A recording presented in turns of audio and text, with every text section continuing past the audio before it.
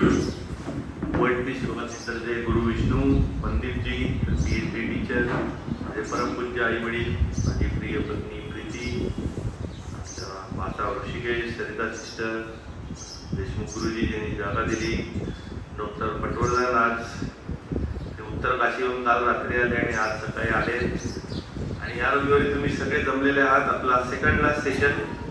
आजचं सेशन तसं म्हणायला गेल्या 5-6 सेशन तर सगळ्यात प्राईम सेशन आहे, कारण आज आपण भक्तियोग संपवतोय, भक्तियोगाची रिव्हिजन करतोय, कर्मयोग, ज्ञानयोग आणि भक्तियोगाची सांगड घालतोय.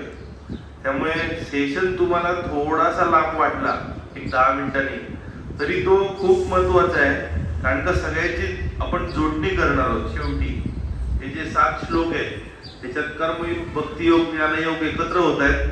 इथे पण त्याचं एकत्रीकरण आहे आणि भक्तियोगात विशेष काही लक्षात ठेवण्यासारखं नाही आहे. एकच लक्षात ठेवायचं असतं ते म्हणजे देवाचं नाव, आणि देवाचं नाव सतत लक्षात ठेवण्याला स्मरण म्हणतोय. तिथे आपण आज येतोय. गेल्या वेळेला आपण बघितलं होतं भक्तियोग कसा अप्लाय करतात, तर निस्वार्थीपणा, सेल्फलेसनेस, फिअरलेसनेस आणि हायएस्ट आयडियल. म्हणजे शिंपला जसा ऑयस्टर रेतीच्या एका कणाला हायएस्ट आयडियल मानतो आणि सगळं प्रेम उठतो आणि त्या रेतीच्या कणात मोती तयार होऊन जातो, तसं इष्ट देवता, थेरी ऑफ इष्ट, इष्ट म्हणजे जी तुमची प्रतीक आहे, प्रतिमा आहे, आयडॉल आहे, त्याच्यात तुम्ही पहिले देव बघायला सुरुवात करा आणि त्याच्यात तुम्हाला देव दिसायला लागला की तो इतर ठिकाणी बघायला सुरुवात करा. ही इष्ट देवतेची संकल्पना. एकनिष्ठ, त्या इष्टाशी तुम्ही पूर्णपणे डेडिकेटेड राहणं एकनिष्ठ. त्याचाच पुढचा भाग स्मरण. स्मरण म्हणजे remembrance of presence and service of God. Remembrance of presence and service of God. हे देव आहे आणि आपण त्याच्याकरता करतोय, ही जी भावना आहे ही तर श्रींची इच्छा. नामस्मरण, शिवोहम शिवोहम, किंवा प्रत्येक वेळेला काही जण जय श्री कृष्ण म्हणतात, काही म्हणतात राम राम. हे जे आहे ते एक प्रकारे स्मरणाचे भाग आहे. तर हे सतत स्मरण या ना त्या मार्गाने ठेवताना आपण मगाशी जे अजपाजप करत होतो, जे आपण 24 तास श्वासोच्छ्वास करत असतो, तेव्हा जर सोहम सोहम त्याची आपण जाणीव मध्ये मध्ये ठेवली तर एक प्रकारे आपण त्या परमात्म्याचं नित्य स्मरणच करतोय. So constant remembrance of God like unbroken stream of oil. Oil, तेल जर टाकताना तुम्ही धार बघितली तर ती तुटत नसते, सतत कंटिन्युअस असते, असं वाटतंय काढीचे. त्या प्रकारे जेव्हा देवाचं नामस्मरण होतं तेव्हा त्याला भक्ती असं म्हणतात, absolute and constant remembrance of God. आणि त्याला ध्यान असं देखील म्हणतात, जेव्हा कंटिन्युअसली तुम्ही ते विचार सतत तुमच्या मनात असतात, दुसरे कुठलेही मनात विचार नसतात. त्याच्यानंतर आपण बघतो कंटिन्युअस कॉगिएशन, म्हणजे by reasoning you establish that meaning of God into yourself. For example, यो माम पश्यती सर्वत्र सर्वंच मयी पश्यती. म्हणजे जो मला सगळीकडे बघतो आणि सगळ्यांमध्ये मी आहे, माझ्यात सगळे आहेत. अहम सर्वस्य प्रभवो मत्त सर्वं प्रवर्तते इति मत्वा भजते माम मुदा भाव समन्विता. म्हणजे जे ज्ञानी लोक आहेत त्यांना माझा भाव कसा मिळतो, कारण का ते ह्याचं स्मरण करत असतात सतत ज्ञानाने की मी सगळीकडे आहे आणि सगळ्यात मी आहे. हे सतत तुम्ही ठेवलं लक्षात तर तुमचं स्मरण परफेक्ट झालं with continuous cogitation. In short, working with God thoughts for God with God's blessings. भक्ती म्हणजे ऍब्सोल्यूट आणि कॉन्स्टंट रिमेंबरन्स ऑफ गॉड. आता शेवटचा भाग स्मरणामध्ये, जेव्हा तुम्ही स्मरण करत असता, जप करत असता, तेव्हा थकाला होऊ शकतो. असं विवेकानंद सांगतात, जर तुम्ही खरोखरी जेन्युइनली स्मरण करून थकलात तर रेस्ट घ्या, रिलॅक्स व्हा, ब्रेन रिचार्ज होईल, परत स्मरण सुरू करा. कुठली प्रॅक्टिस जेव्हा करता तेव्हा सुरुवातीला थकणं कॉमन असतं. जशी तुमची अभ्यास प्रॅक्टिस बळकट होत जाईल तसं ते स्मरण सोपं होत जाईल. जेव्हा मी पुस्तक वाचलं, हिलरी जो होता, मॅथ हिलरी, कोण ज्यांनी एव्हरेस्ट चढला, एडमंड हिलरी, कोणाबरोबर, शेर्पा तेनसिंग बरोबर. तेव्हा ते सुरुवातीला जेव्हा कॅम्प 1, कॅम्प 2, कॅम्प 3 असे जेव्हा वरती जात होते एव्हरेस्ट बेस कॅम्प पासून, तेव्हा सुरुवातीला जेव्हा ते रूट तयार करत होते तेव्हा खूप कठीण होता. आणि नंतर ते काही करता परत बेस कॅम्पला आले आणि परत वरती चढत होते. तेव्हा हिलरीने त्याचं ऑटोबायोग्राफी जे बुक आहे समिट, त्याच्यात त्यांनी दिलंय की मला जो अत्यंत अवघड रस्ता वाटत होता तो जेव्हा मी तिसऱ्यांदा जायला लागलो तेव्हा मला तोच रस्ता खूप सोपा वाटायला लागला. तसंच स्मरणाचं आहे, सुरुवातीला तुम्हाला ते अवघड वाटलं, तुम्ही परत परत केलं तर ते नक्कीच सोपं होऊन जातं. त्यामुळे रेस्ट घ्या, थकवा जाऊ दे, परत जा. पण कधी कधी आळस येतो, निरुत्साह येतो, काय त्या जपात ठेवले, कशा करता मी जप करू. अशा वेळेला जसा पिसाळलेल्या घोड्याला तुमची सीट त्याच्यावरती फर्म ठेवता, तसं विवेकानंद म्हणतात ते जप करत राहा, न थकता न कंटाळता. याच्यात न थकता म्हणण्यापेक्षा न कंटाळता करत राहा, म्हणजे तुम्हाला ती गोळी लागेल. जेव्हा मी जिम करतो, व्यायाम करतो, तेव्हा बरेच जण सुरुवातीचे नवशिके असतात, ते थोडं करतात, 2 दिवसात काही दिसत नाही, मग ड्रॉप आउट होतात. तिथे न थकता जो टिकून राहतो तो रेग्युलर जिम करायला सुरुवात करतो. मुकुक्षुरेव, मुकुक्षुरेव म्हणजे देव जाणून घेण्याची तीव्र इच्छा, ते सत्य जाणून घेण्याची प्रचंड तळमळ. प्रेयर्स, जी तुम्ही प्रार्थना करता भक्ती योगामध्ये देवासाठी, जेव्हा कॉन्शियसली तुम्ही देवाची प्रार्थना करता तेव्हा 100% तुमच्या इच्छा पूर्ण होतात. अनकॉन्शियसली, कॉन्शियसली नाही, नुसतीच प्रार्थना करायची म्हणतात तेव्हा 1.0 इच्छाच तुमच्या पूर्ण होतात, असं विवेकानंदांनी त्यांच्या वाङ्मयात दिलेलं आहे. परंतु ते असंही म्हणतात की कुठलीही सेल्फिश इच्छा न धरताच प्रार्थना करा, तीच खरी भक्तियोग झाली. आता आपण येतोय लास्ट पार्ट कडे. भक्तियोग, ज्ञानयोग एकत्र कसा आहे, भक्तियोग कर्मयोग एकत्र कसा आहे, म्हणजे रिकन्सिलिएशन ऑफ भक्तियोग, ज्ञानयोग, भक्तियोग, कर्मयोग. इन शॉर्ट आपण भक्तियोग कव्हर केलेला आहे. कसा कव्हर केला, तर पहिले भक्ती म्हणजे काय त्याची डेफिनेशन बघितली, भक्तियोग म्हणजे काय, भक्तियोगाचे फायदे काय, भक्तियोगाचे नुकसान काय, भक्तियोगाचे कसा करतात, त्याच्यात सेल्फलेसनेस, तदीयता, पूर्णपणे तुम्ही झोकून दिले, स्वतःला विसरून गेलेला आहात, भाव समाधी, भक्ती करणाराच देव म्हणून गेलेला आहे, फिअरलेसनेस, त्याच्यात भीतीचा लवश्लेष नाहीये, कारण तुम्ही निस्वार्थीपणे भक्ती करताय. हायएस्ट आयडियल म्हणजे परम जो कधी न बदलणारा आहे, चेंजलेस आहे, त्याच्या नावाने तुम्ही भक्ती करताय.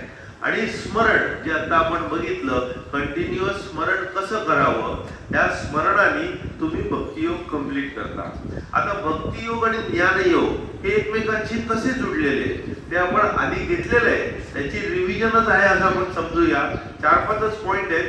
श्रद्धावान लभते ज्ञानम, हे भगवद्गीतेतलेच प्रायमरीली श्लोक आहेत, जे श्रीकृष्ण अर्जुनाच्या संवादात श्रीकृष्ण सांगतायत. तो श्रद्धावान आहे त्याला ज्ञान मिळतंय, म्हणजे पहिले भक्तियोग करा, ज्ञान मिळणार, ज्ञानयोग करा, भक्तियोग मिळणार. कसं ते त्यांनी पुढे दिलंय, श्रद्धावान लभते ज्ञानम, ज्ञानम ज्ञानम तत्पर संयतेतीय, जे तत्पर आहे, ज्यांचा इंद्रियावर कंट्रोल आहे, त्यांना आणि श्रद्धावान लोकांना ज्ञान मिळतं.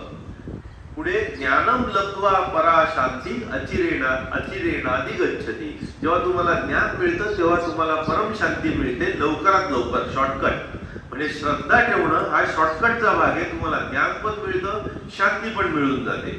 पुढचं, तेषां सतत युक्तानां भजतां प्रीतिपूर्वकम, म्हणजे हे जे भक्तियोगी आहेत, सतत मला भजतायत प्रीतिपूर्वकपणे, श्रद्धावानपणे, भाव ठेवून, तेषां सतत युक्तानां भजतां प्रीतिपूर्वकम ददामि बुद्धियोगम तम, मी त्यांना बुद्धियोग देतो, ददामि बुद्धियोगम तम येन माम उपयांती ते, त्यामुळे ते मला येऊन मिळतात.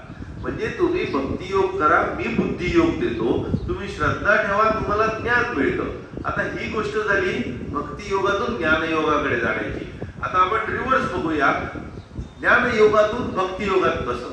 तर जेव्हा तुम्ही कर्मयोग करता, ज्ञानयोग प्राप्त होतो, तुम्हाला ब्रह्मज्ञान प्राप्त झालं, तिथे श्रीकृष्ण म्हणतात ब्रह्मभूत प्रसन्नात्मा न शोचती न कांक्षती, तुम्हाला ब्रह्मज्ञान झाल्यावर ना तुम्ही चिंता करता ना आकांक्षा इच्छा करता, तुम्ही शोक पण करत नाही आणि तुम्ही डिझायर पण करत नाही, कारण तुम्हाला ब्रह्मज्ञान प्राप्त झालेलं आहे. समसर्वेषु भूतेषु, सगळ्या लोकांची तुम्ही सेम वागायला लागता, इक्वेनिमिटीने वागायला लागता. समसर्वेषु भूतेषु मद भक्तिम लभते पराम, त्या लोकांना पराभक्ती मिळते. माझी पराभक्ती त्यांना मिळते. आणि एकदा पराभक्ती मिळाली की ते मला तत्वता जाणू शकतात.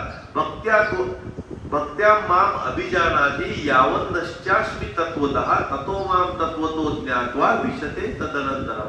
म्हणजे एकदा पराभक्ती मिळाली की ते मला नीट जाणू शकतात. जसं आपण आधी बघितलं होतं, भक्त्या त्वनन्यया शक्य अहमेवं विदोर्जुन ज्ञातुम द्रष्टुम च तत्वेन प्रवेष्टुम च परंतप. म्हणजे भक्ती, अनन्य भक्ती जेव्हा करता, पराभक्ती जेव्हा करता, तेव्हाच त्या परमेश्वराला खऱ्या अर्थाने तुम्ही बघू शकता आणि त्याच्याशी एकरूप होऊ शकता. ज्ञातुम इज इझी विथ ज्ञानयोग, बट द्रष्टुम आणि प्रवेष्टुम हे पराभक्ती आल्यावरच शक्य होतं. फायनल स्टेप पराभक्ती आहे. पुढे आपण बघतो, वीत राग भय क्रोध, म्हणजे राग, क्रोध, भय ह्याच्यावर तुम्ही कंट्रोल केला, सगळं सोडून दिलं. वीत राग भय क्रोध मन्मया माम उपाश्रिता, मला तुम्ही शरण आले, त्या सगळ्या राग द्वेषाच्या भावना सोडून, अटॅचमेंट, अवर्जन सोडून तुम्ही मला आले. बहवा ज्ञान तपसा, खूप जणांनी ज्ञानयोग केलेला आहे आणि ज्ञानयोग केल्यावर झालं काय? बहवा ज्ञान तपसा पूता मदभाव मागता. पूता म्हणजे ते प्युरिफाय झाले आणि त्याला माझा भाव मिळाला, म्हणजे ते भक्ती योगात आले. ज्ञानयोग झाल्यावर तुम्ही भक्ती योगातच पोचताय. तुम्ही भक्ती योग करा, तुम्हाला ज्ञान मी देणारच आहे. त्यामुळे कुठूनही तुम्ही रस्ता शेवटी तिकडेच पोचतोय, परमात्म्याकडे. आणि शेवटची पायरी भक्ती योगाची आहे. म्हणूनच म्हणतात एवं भूतेषु सर्वेषु भक्तीर अव्यभिचारिणी. म्हणजे अव्यभिचारिणी म्हणजे स्टेडफास्ट, निर्धार केलेली जी भक्ती आहे सगळ्या जीवांची. एवं भूतेषु अव्यभिचारिणी ही जी भक्ती आहे, कर्तव्य पंडितही ज्ञात्वा, म्हणजे जे पंडित आहेत, ज्ञानयोगी आहेत आणि कर्तव्य दक्ष आहेत, कर्मयोगी आहेत, म्हणजे कर्मयोगी, ज्ञानयोगी हे जे पंडित आहेत, कर्तव्य पंडित ज्ञात्वा सर्व भूतमयम हरी, सगळीकडे हरी भरलेला आहे. म्हणजे त्यांना भक्ती योगाचा ऑलरेडी ज्ञान झालेलं आहे. हे सगळं जुडलेलं आहे एकमेकांशी. आता पुढे माच यो अव्यभिचारेण भक्ती योगेन सेवते, म्हणजे मला जो स्टेडफास्ट भक्ती योगाने माझी सेवा करतोय. सगुणा समनित्य येतात, म्हणजे हे गुणांच्या जे पलीकडे आहेत, सत्व रजस तम गुणांच्या पलीकडे जाऊन जे सतत माझी भक्ती करताय, ब्रह्मभूयाय कल्पते. इन शॉर्ट त्यांना ते परमज्ञान प्राप्त होतं. म्हणजे भक्ती योगाने माझी सेवा करणाऱ्यांना ब्रह्मज्ञान मिळालं, म्हणजे ज्ञानयोग मिळाला. इथे परत रिकन्सिलिएशन झालं. यो मामेव संपूढो जानाति पुरुषोत्तम, जे भ्रमित झालेले नाहीये. यो मामेव असंपूढो, हे जोडल्यामुळे तसं दिसतंय. जे असंपूढ आहेत म्हणजे भ्रमित न झालेले आहेत, जे मला पुरुषोत्तम म्हणून जाणतायत. जानाति पुरुषोत्तम सर्वविद याचा अर्थ ब्रह्मज्ञान मिळालेले पंडित, ज्ञानयोगी, सर्वविद भजती माम सर्व भावेन भारत, म्हणजे ते ज्ञानयोगी मला सगळ्या भावानी, म्हणजे परम भावानी माझी पूजा करतात, मला भजतात. आता हे झालं सगळं ज्ञानयोग, भक्तियोग, भक्तियोग, ज्ञानयोग. तुम्ही भक्तियोगात जा, तुम्हाला ज्ञानयोग प्राप्त होणार. तुम्ही ज्ञानयोगातून जा, तुम्हाला परम भक्ती प्राप्त होणार. आणि एकदा परम भक्ती प्राप्त झाली, साइड बाय साइड ज्ञान पण आलेलं आहे, तर तुम्हाला देवाला तुम्ही पाहिलेलं आहे, पहिले जाणलेलं आहे. ज्ञातुम द्रष्टुम च तत्वेन प्रवेष्टुम च परंतप. इथे संपलं रिकन्सिलिएशन ऑफ भक्तियोग, ज्ञानयोग. आता इंटरेस्टिंग, भक्तियोग आणि कर्मयोग हा कसा जोडलेला आहे ते खूप छान प्रकारे दिलेलं आहे. मी फक्त इकडचं तिकडचं घेऊन ते एकत्र आणलंय, so it becomes more easy. एक दोन बागायतदार असतात, त्यांची एक गोष्ट विवेकानंदांच्या वाङ्मयात येते की एक जो माळी असतो तो त्याच्याकडे जे काम असतं झाडांचं हे करणं ते करणं फळं बिळं ते काही फार लक्ष देत नसतो. सतत त्याच्या मालकाची स्तुती, नुसतं गुणगान, मालक किती चांगला आहे, मालक किती ग्रेट आहे, मालक किती सगळ्यांची काळजी घेतोय. बघा भक्तियोगाचे 2 प्रकार तुम्ही सांगितले. हा एक भक्तियोगाचा प्रकार आहे जो फक्त मालकाची स्तुतीच तू म्हणून उधळतोय पण काम काही त्याच्या वाट्याला आलेलं करत नाहीये. आणि दुसरा माळी जो आहे तो त्याच्या वाटेला आलेलं काम त्याच्या मालकाला स्मरून, त्याचे उपकार स्मरून, त्याचं ऋण लक्षात ठेवून खूप निगुतीने करतोय. छान फळं फुलं तयार झाली की ती एका करंडीत घेऊन त्या मालकाला जाऊन देतोय. तुम्ही मला सांगा त्या मालकाला कुठला माळी प्रिय होईल? हे भक्तियोगाचं ज्वलंत उदाहरण आहे कर्मयोगाशी सांगड घातलेलं. म्हणजे जो नुसती परमेश्वराची पूजा स्मरण करतोय आणि त्याचबरोबर परमेश्वराला आवडेल असं स्वतःच्या वाट्याला आलेलं काम करतोय आणि परमेश्वराला अर्पण करतोय तो खरा भक्तियोगी. इथे भक्तियोग कर्मयोगी. विवेकानंद म्हणतात एकदा मी एका देवळात गेलो होतो, तिथे पुजारी होता.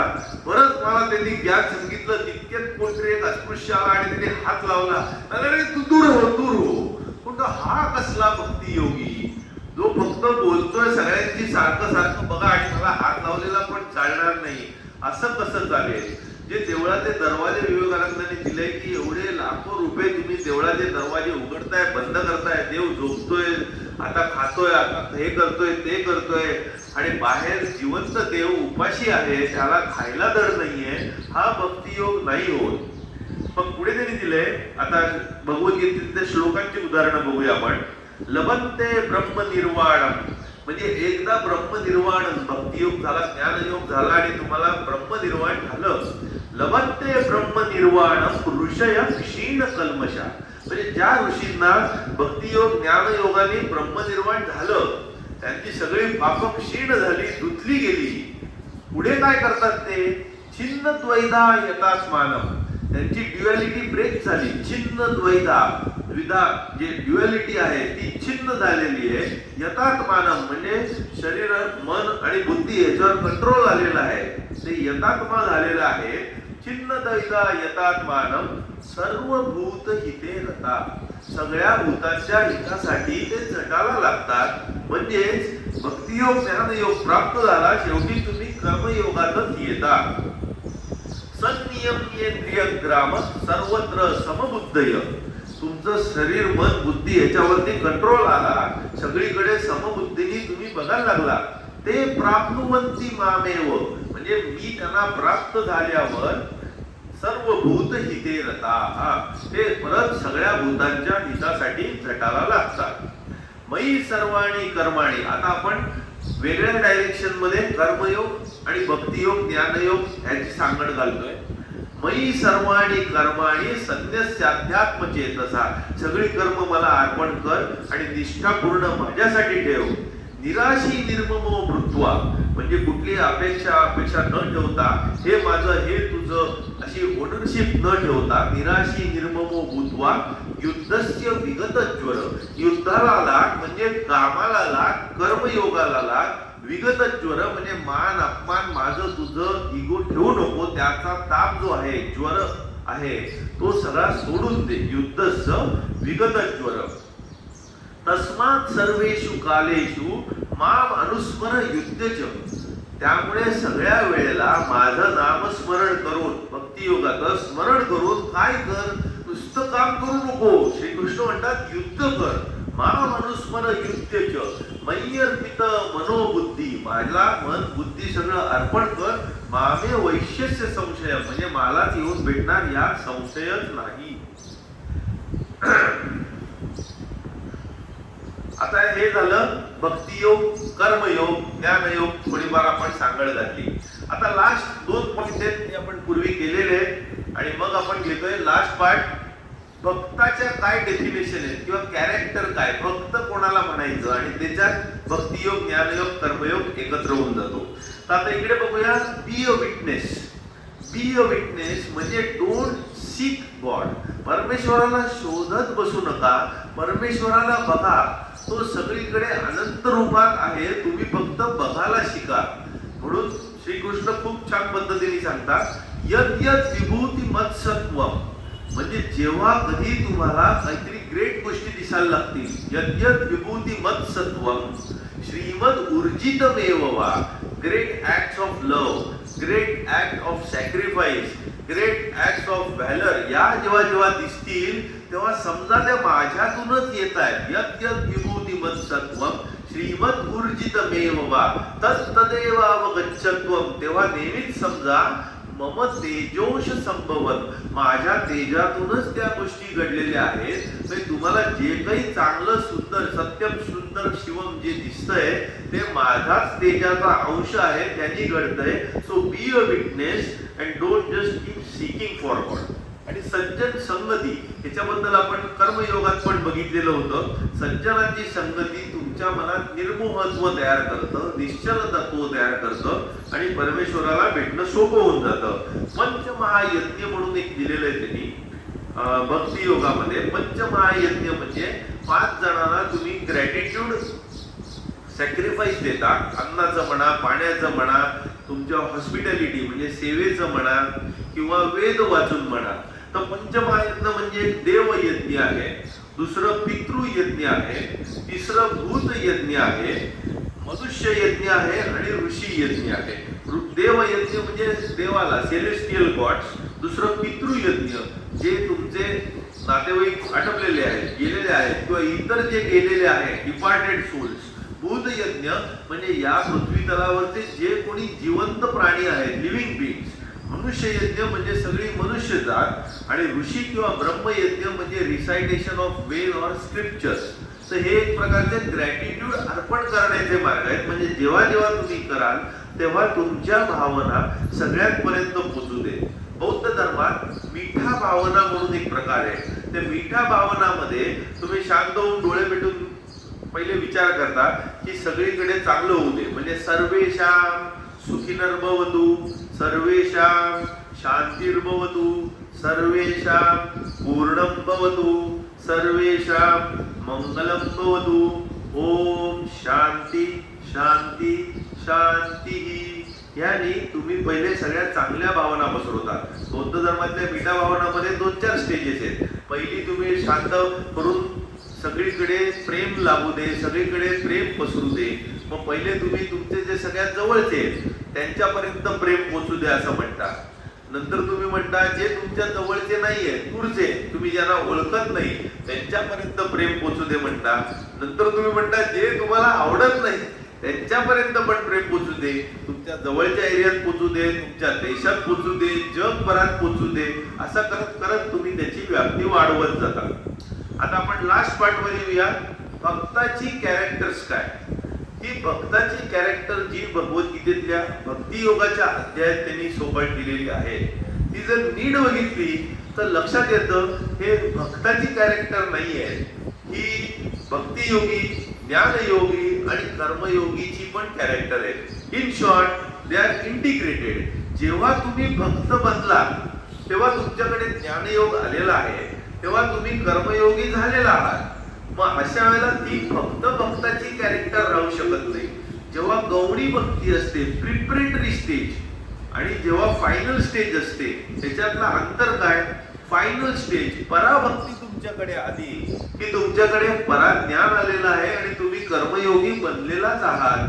ती परा स्टेजचे कॅरेक्टर त्यांनी दिलेले आहे. म्हणजे फक्त भक्ताशी निगडीत आहेत असं म्हणून चालणार नाही. तर आपण पहिलं घेऊया. 7 श्लोक आहेत, त्याच्यात कॅरेक्टर अशी काही दिलेली आहेत की एकदम सोपी आहेत कळायला. आपण पूर्वी वेगवेगळ्या संदर्भात ती घेतलेली आहे. अद्वेष्टा सर्वभूताना मैत्र करुण एवच. अद्वेष्टा, कोणाचा द्वेष करत नाही, सगळ्या लोकांची अद्वेष्टा, मैत्र म्हणजे मैत्रीपूर्वक आहे. करुण, सगळ्यांबद्दल कंपॅशनेट आहे. निर्मम, हे माझं हे तुझं हा करत नाही. निरहंकार, अहंकार नाही. सम दुःख सुख क्षमी, म्हणजे दुःखात सुखात तो समभावनेला आहे आणि क्षमी, माफ करणार आहे. आता तुम्ही हे जर बघितले सगळे कॅरेक्टर, ते कर्मयोगी, ज्ञानयोगी आणि भक्तियोगी तिघांचेही आहे.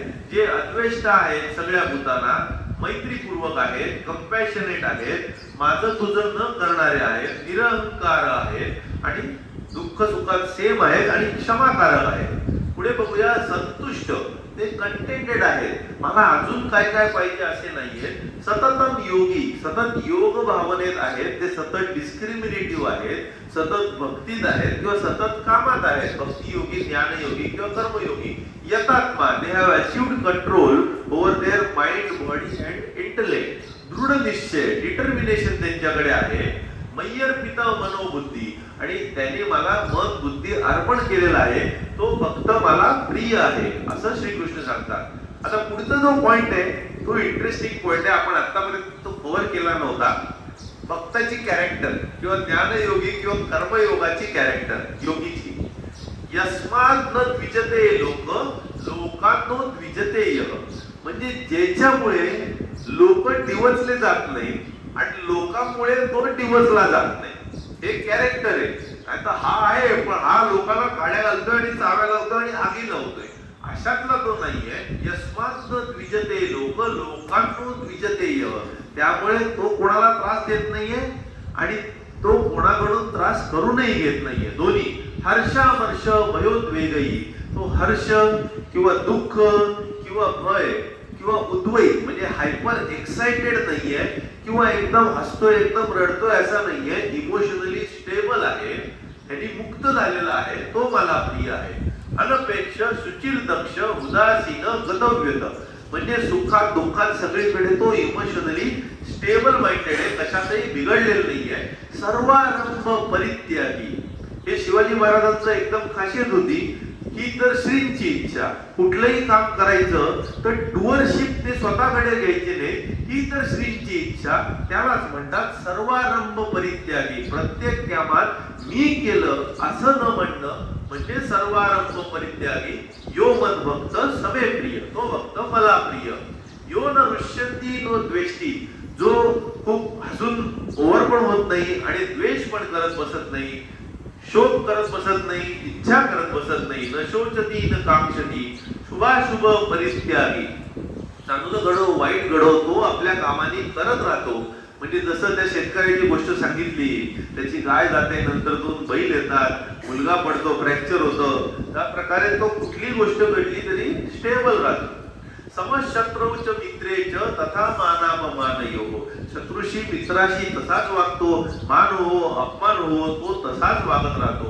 गरम असो थंड असो, शीतोष्ण सुख दुःखेषु समसंत्र विवर्जितः. तो कुठल्या संगतीशी देखील अटॅच नसतो की मला यांच्या बरोबरच राहायचंय किंवा त्यांच्या बरोबर राहायचंय. He is good everywhere because he has seen everywhere is God and everything is God. आता लास्ट पॉइंट, तुल्य निंदा स्तुतीर मौनी.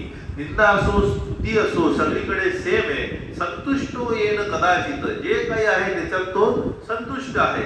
अनिकेत म्हणजे एका जागेशी पण अटॅचमेंट नाहीये की मला इथेच राहायचंय, मला हीच जागा पाहिजे. नो, अनिकेत स्थिरमती. ज्याची मती स्थिर आहे तो भक्तिमाने प्रियो नरः, तो मला प्रिय आहे असं श्रीकृष्ण सांगतात. सो इन शॉर्ट, कर्मयोग, ज्ञानयोग, भक्तियोग हे जे कॅरेक्टर आहे ते सगळ्यांना अप्लाय होणारे आहेत. ज्याच्यात तुम्ही 5-6 गोष्टी त्यांनी बेसिक दिलेल्या आहेत. हे शरीर, मन, बुद्धी याच्यावर तुमचा कंट्रोल आलेला आहे. तुम्ही सगळ्यांच्या हितासाठी वागताय. कुठल्याही परिस्थितीत तुम्ही स्टेबल माइंडेड आहात. तुम्ही वाहवत जात नाही आहात कुठल्याही साईडला, चांगल्या किंवा वाईट ह्याच्या पलीकडे तुम्ही आहात. तुम्ही कसली अपेक्षा करत नाही आहात. तुम्ही सगळं काही देवाला अर्पण करताय आणि तुमचं काम पूर्ण इन्व्हॉल्व्ह होऊन, पूर्ण डिटॅच होऊन तुम्ही करताय. तर हे झालं भक्तियोग, भक्तियोग, ज्ञानयोग, भक्तियोग, कर्मयोग आणि कर्मयोग, भक्तियोग आणि ज्ञानयोग याची आपण सांगाल. पुढच्या वेळेला लास्ट आपलं सेशन असणार आहे तेव्हा आपण राजयोगाची रिव्हिजन करणार आहोत, अष्टांग योगाची. त्याच्यात पतंजलीची सूत्र एकदा परत फिट करून बघणार आहोत. राजयोगात काय आहे तेव्हा इकडे परत येण्याची गरज पडणार नाहीये, कारण का आजचं आपण परत एकदा जर बघितलं तर तुम्हाला सगळं लक्षात येईल. खूप सुंदर आपण एकमेकात गुंफलेले असं मला तरी वाटतंय. आपण आता बसायला आणि शेवट करूया. आता विश्वात्मके देवे येणे वाक्यज्ञे तोषावे. दोषोनी मज द्यावे बसाय दान हे जे खरांची व्यंकटी सांडो दया सत्कर्मी रती वाढो भूता परस्परा पडो मैत्र जीवाचे दुरितांचे तिमिर जावो विश्वस्वधर्मे सूर्ये पाहो जो देवांशील तो ते लाहो